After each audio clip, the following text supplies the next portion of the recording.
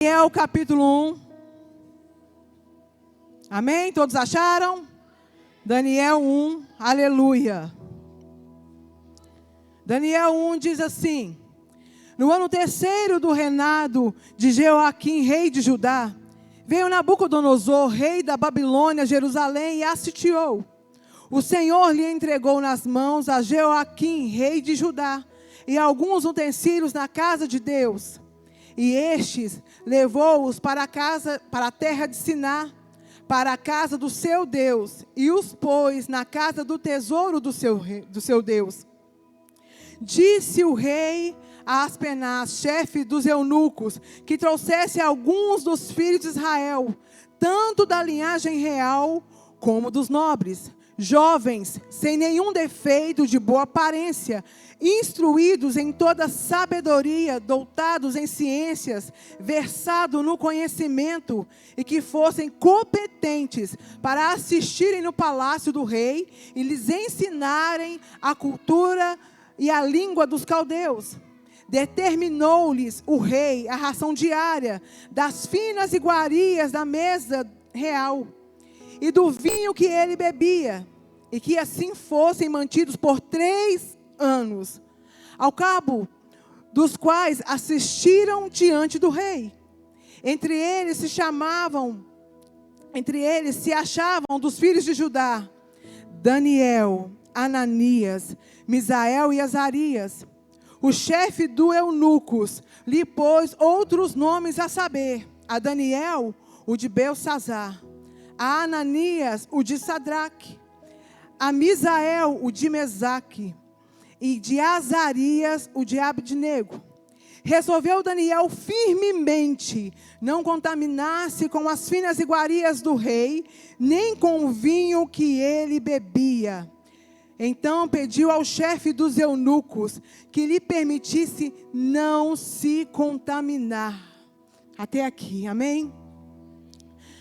A palavra do Senhor nos diz que no terceiro reinado de Jeoaquim, rei de Judá, o Senhor permite com que Nabucodonosor não apenas leve este rei, mas o povo dele cativo, príncipes, pessoas nobres. O Senhor permite que este rei e todo este povo ficasse cativo na Babilônia.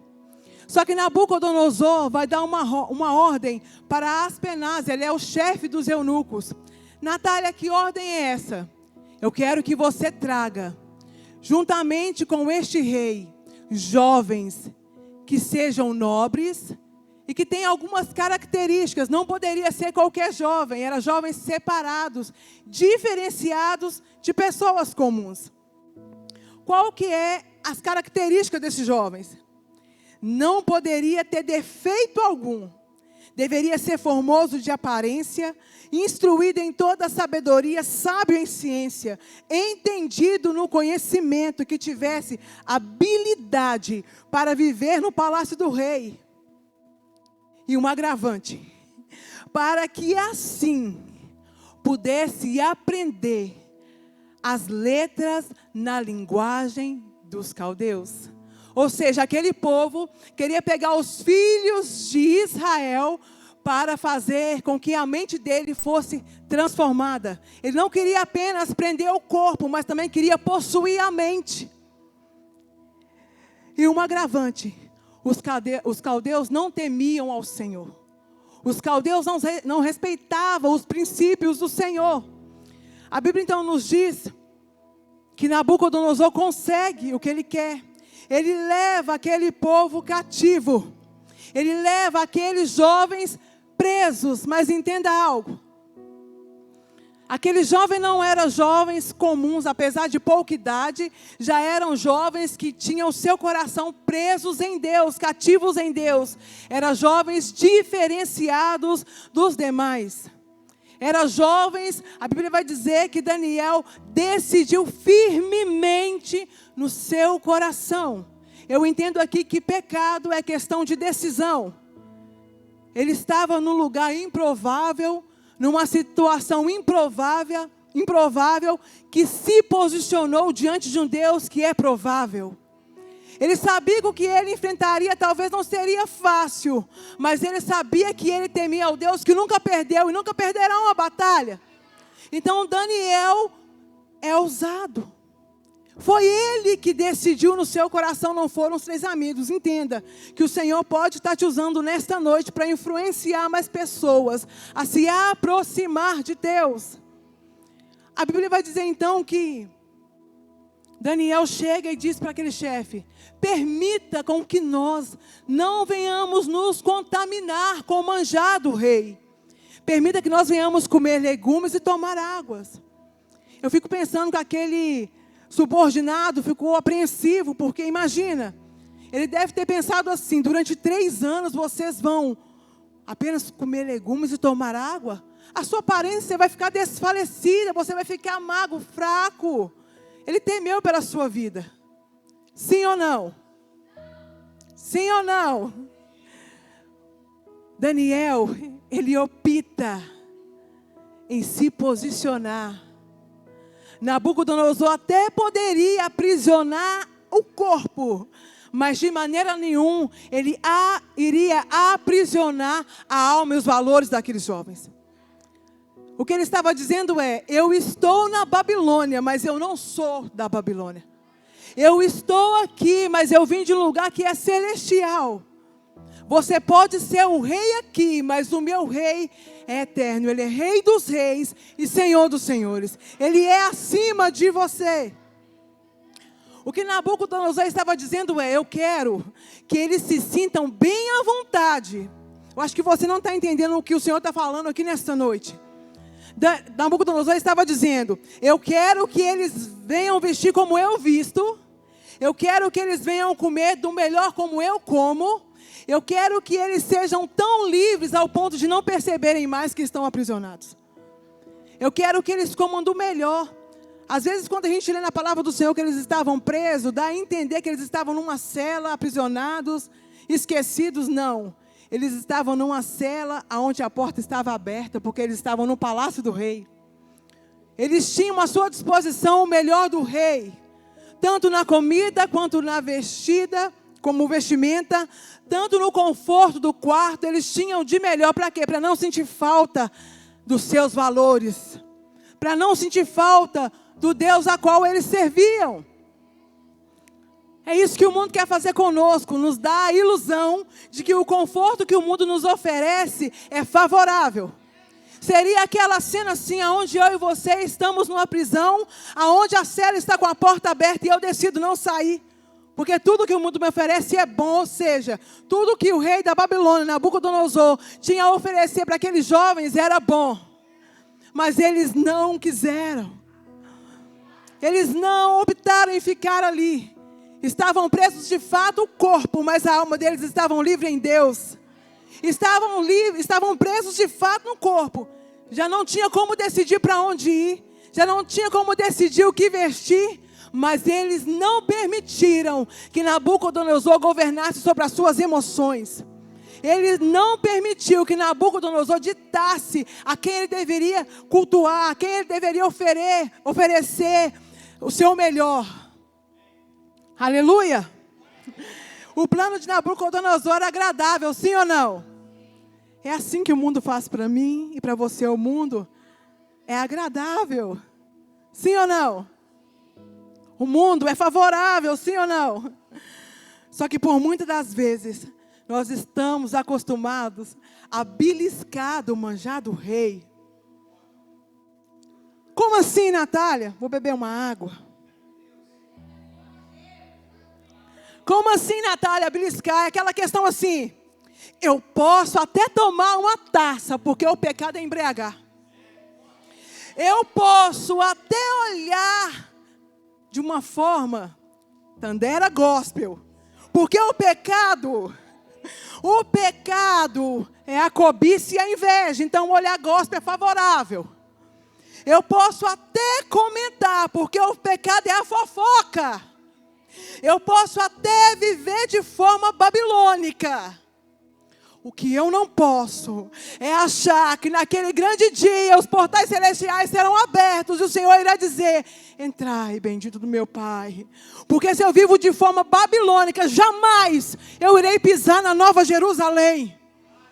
Se eu viver de forma como o mundo me agrada, de fato, eu nunca poderei me assentar à mesa com o rei. O Senhor não divide o trono dele nem a glória dele com ninguém. Ou nessa noite nós entendemos e decidimos no nosso coração, de forma violenta, servir a Deus, ou nós vamos permanecer numa cela com a porta aberta, beliscando dos manjares do rei. Nós viemos ao culto, levantamos as nossas mãos, choramos, mas andamos beliscando no manjar do rei. E o que Deus tem preparado para nós não é um manjar, uma mesa onde Ele se renovará uma aliança, uma ceia maravilhosa. Sem falar que é uma eternidade com Ele, para sempre com Ele. Daniel entendia isso.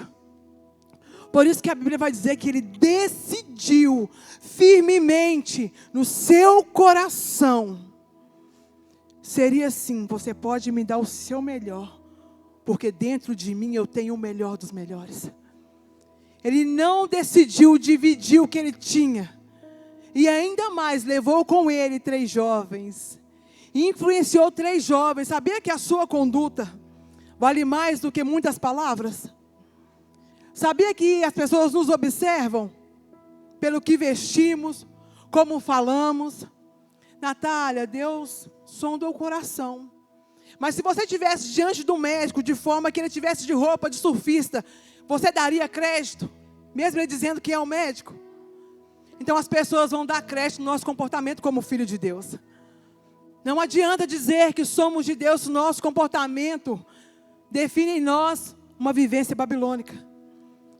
Daniel carregava dentro dele a certeza de quem Deus era e se comportava como instrumento de Deus sobre a face da terra. Seria assim. Eu fico imaginando quando Daniel falou: eu decido no meu coração não me contaminar. Seria assim: eu já não posso decidir para onde ir. Eu estou aprisionado. Eu não consigo definir nem aonde eu vou dormir. Não consigo saber o que vai acontecer comigo amanhã. Não posso mais ir no monte porque eu estou aprisionado. Mas dentro da minha alma, nos meus valores, no meu interior, só tem espaço para um rei. E só o Rei dos Reis governa. Eu posso estar cativo, eu posso estar aprisionado, mas na minha alma ninguém toca. Nos meus valores eu não negocio. Eu não tenho como dividir o altar do meu coração, porque nele só há espaço para um rei. Só há espaço para um Senhor. E o trono é dele. Eu creio que ele pensava assim: independente do que o meu corpo passar, eu tenho certeza para onde a minha alma vai. E é isso que nós temos que ter certeza. A Bíblia fala que no mundo nós vamos ter aflição, mas nós temos que ter bom ânimo, porque Cristo venceu. E se nós estamos nele, certamente nós também vamos vencer. Eu não permito que o meu coração cochile entre 2 pensamentos. Eu não permito que as oferendas que o rei está me dando governem sobre mim. Porque uma vez que eu me assento com Nabucodonosor, jamais vou me assentar com o Rei dos Reis. E isso para Daniel e aqueles jovens era algo que não se negociava. Que não tinha como dar um jeitinho. Ou eu sou de Deus por completo, ou eu sou do inimigo. Ou eu faço as coisas que o Senhor me ordena por completo, ou eu vou despedaçando aos pouquinhos como inimigo. Não tem como, igreja. Ou nessa noite nós decidimos no nosso coração que o Senhor reina, ou nós vamos continuar beliscando na mesa de Nabucodonosor. Eu entendo através dessa atitude de Daniel que o pecado é uma decisão. Natália, Que isso? O pecado não é uma decisão. A Bíblia vai dizer em Tiago 4,7 dessa forma: sujeitai-vos, pois a Deus, resistir ao diabo, que ele vai fazer o quê? Ele vai fazer o quê? Ei, nós somos a resistência que o diabo não suporta. Só que ele não tem fugido muitas vezes, porque ele já entendeu que por muitas vezes nós degustamos do manjar do rei. Ou firmemente sujeitamos a Deus em tudo, para tudo, ou ele não vai fugir de nós. Se o Senhor já deixou escrito que ele vai fugir, o segredo é sujeitar a Deus em temor e obediência. Marcos 9:23 vai dizer: se tu podes crer, tudo é possível ao que crê. Aí eu te pergunto, o pecado pode ser vencido? Pode ser vencido o pecado? Se tu podes crer. Ou seja, eu preciso crer, me sujeitar a Deus para vencer o pecado. Eu preciso crer, me sujeitar a Deus para vencer o pecado. Olha o que Filipenses 4 vai dizer: posso todas as coisas naquele que me fortalece. O pecado pode ser vencido? Eu preciso me sujeitar a Deus, crer em Deus, que o pecado pode ser vencido. Se Jesus já levou tudo aquilo que nos fazia cativo na cruz, o que mais pode contra nós? O que mais pode? O que nós temos vivido é maior do que a presença de Deus? O que nós temos passado é maior do que a presença de Deus? Daniel estava afirmando: eu posso estar cativo, mas tudo que há dentro de mim pertence a Deus. Se fosse uma ansiedade, ela pertencia a Deus. Se fosse uma alegria, pertencia a Deus. Se fosse algo que não pudesse ser resolvido, pertencia a Deus. E por isso que ele venceu muitas coisas. Eu vejo às vezes as pessoas falando: eu quero ser como Daniel. Quer viver o que ele viveu? Quer pagar o preço que ele pagou? Quer ser como ele? A Bíblia vai dizer que Deus deu graça a Daniel. Entenda aqui. No primeiro ponto, quando ele diz para o chefe do eunuco: permita com que nós venhamos nos separar, eu creio que ele ficou temeroso, porque aquele povo não conhecia a Deus, era um povo que não tinha princípios, então ele temeu pela sua vida. A Bíblia vai dizer o quê? Se eu permitir você fazer isso, eu posso perder a minha vida, então não dá não. Só que aí Deus, eu vejo a estratégia de Deus sobre a vida de Daniel. Ele vai pela segunda vez: nos permita, nos experimente por 10 dias. Agora mudou a conversa. Porque se outrora desse ruim, daria ruim também para o chefe dos eunucos. Agora, mediante a 10 dias, se desse ruim, daria só para Daniel e seus amigos. O que Daniel estava dizendo é: eu sei que o que você tem costume não demonstra a graça de Deus, mas depois que você vê o poder de Deus sobre a minha face, sobre o meu corpo, você vai entender que não tem Deus como o nosso Deus. A Bíblia vai dizer o quê? Que Daniel e seus amigos, depois de serem experimentados por 10 dias, estavam mais formosos, estavam mais gordos. É a graça ou não de Deus? É o poder ou não de Deus? Estavam em consagração, mas a sua face não demonstrava. Eles poderiam estar abatidos, chateados, porque estavam cativos. Mas eles viram ali a oportunidade do nome de Deus ser glorificado. E eu vejo que tem situações em que nós vivemos e passamos, que é para que o povo saiba que só existe um Deus. Eu vejo que as situações que o Senhor nos permite passar, aparentemente, é desesperadora. Mas se nós entendermos o para quê, não tem questionamento do porquê. Nós vamos perceber que tudo, seja choro ou riso, é para a glória dEle. Seja uma prisão ou seja uma festa, é para a glória dEle. Depende de como você vai se comportar onde Deus te enviar. Se for na prisão, o nome de Deus tem que ser glorificado. Se for numa festa, tem que ser glorificado. Porque nós pertencemos a um Deus. E tudo que há em nós é para a glória dEle.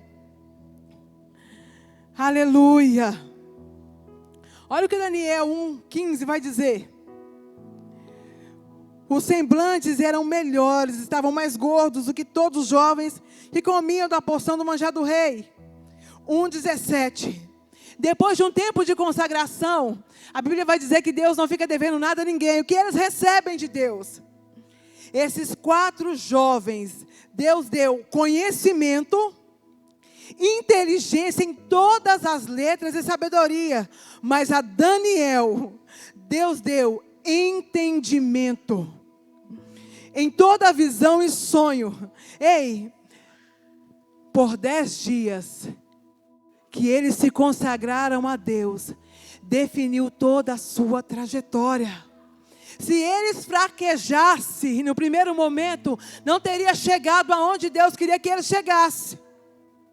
Os 3 anos de consagração, de entrega a Deus, mudou a trajetória. 3 anos na palavra do Senhor significa mudança de estado. Como assim, Natália? Se nós observarmos, aquele que era improvável estava cativo, depois vai virar um conselheiro, Deus vai usar com poder e com graça. A Bíblia vai dizer que o Senhor Jesus, ele faleceu, morreu por nós, mas no 3º dia Jesus ressuscitou. A Bíblia vai dizer que a rainha Esther, durante 3 dias, jejuou em consagração a Deus.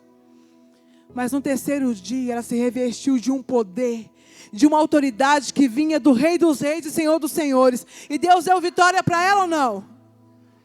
Então, existem coisas, e eu afirmo, que nós vamos ganhar em dias, desde que estes dias seja de uma entrega perfeita a Deus. Seja de uma entrega sem murchidez, sem desânimo. O cativeiro durou 70 anos. Se eles não tivessem arrumado a bagagem lá atrás, não teria suporte para passar por esses 70 anos. Eles venceram. Não foi em 3 anos. Foi em 10 dias. E o Senhor me fez anotar uma coisa muito profunda. Estamos vivendo anos de luta, porque não estamos entregando qualidade de dias. Eu acho que você não está entendendo. Tem lutas que nós estamos vivendo durante anos, porque nos dias não estamos entregando o melhor para Deus. Em dias não estamos sendo constante com Deus. Em dias não está havendo uma entrega sincera com Deus. Se eles não tivessem se entregado a Deus em 10 dias, não teria suporte para suportar 70 anos. O Senhor permite que eles são apresentados ao rei. E eles estavam prontos ou não? O Senhor já tinha dado a eles tudo o que eles iriam precisar. Sabia que nós também já temos dentro de nós tudo o que nós precisamos? Eu acho que às vezes nos falta habilidade para saber que já temos tudo o que precisamos.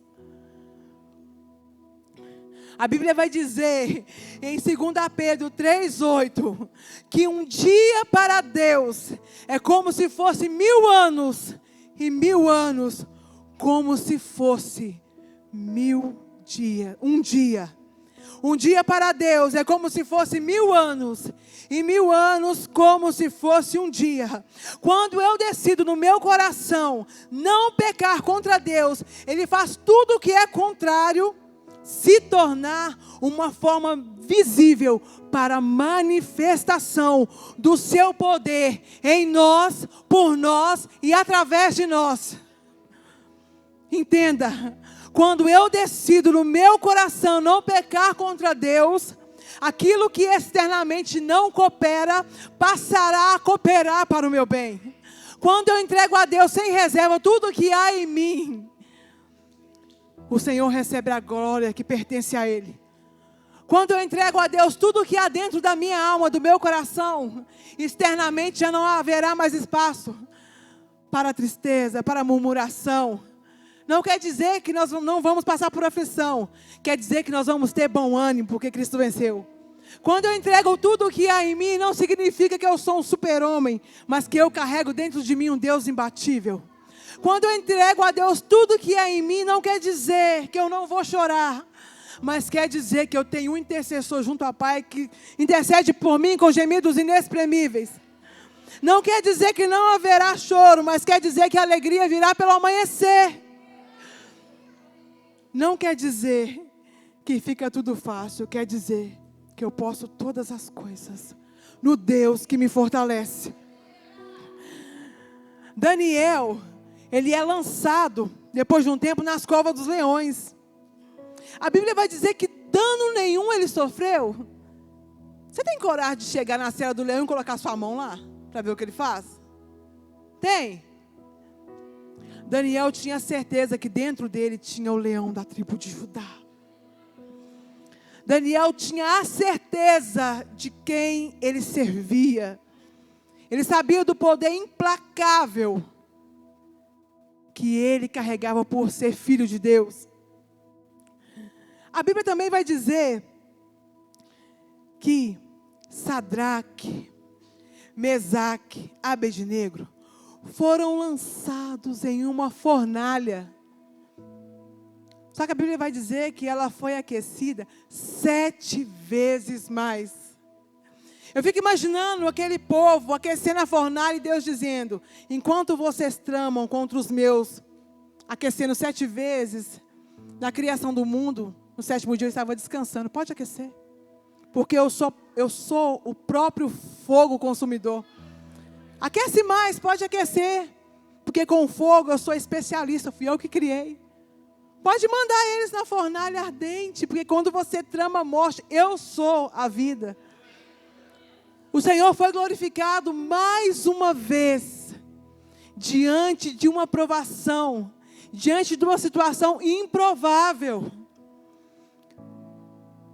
Naquilo que você tem vivido, nas provações que você tem passado, o nome de Deus tem sido reconhecido.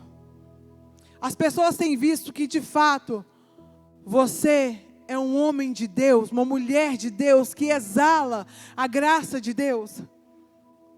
Ou as pessoas têm visto que, por mais que eu digo que tenha fé, que tenho fé, ainda como de alguns manjares do rei.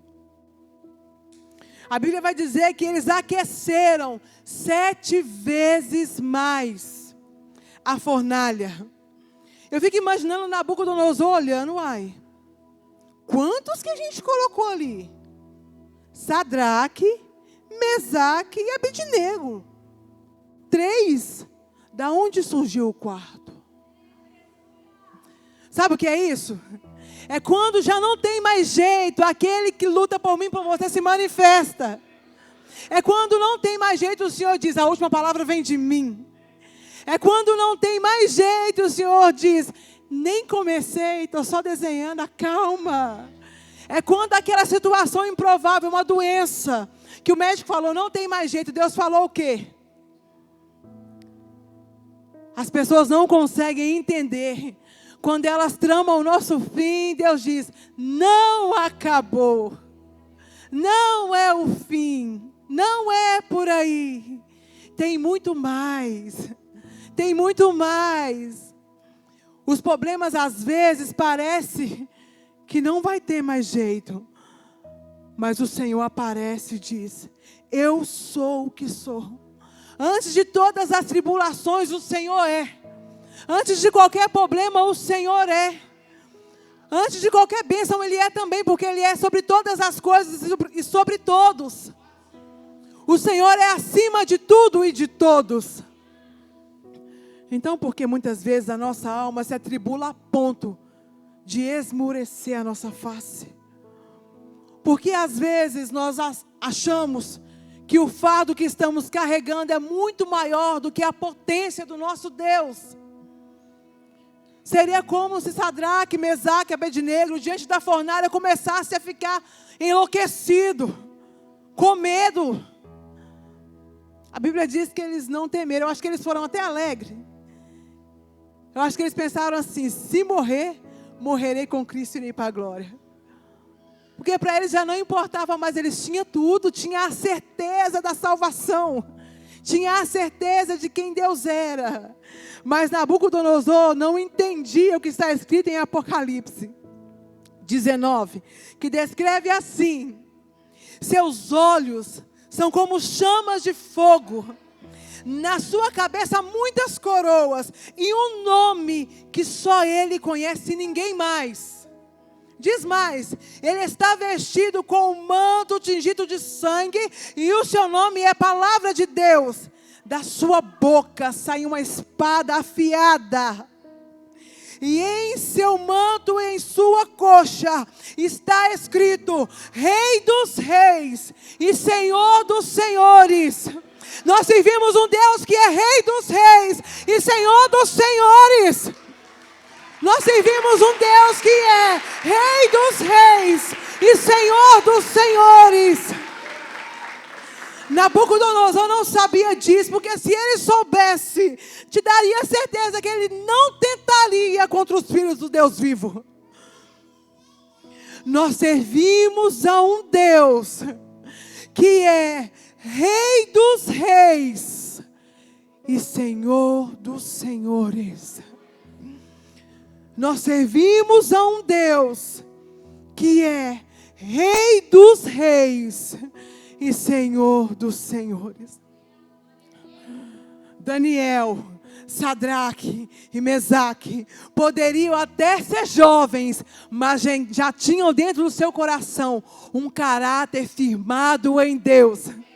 Então eu entendo que o caráter e a maturidade não tem a ver com idade, tem a ver com decisão. Eu entendo que a profundidade da constância em Deus não tem a ver com idade, tem a ver com decisão.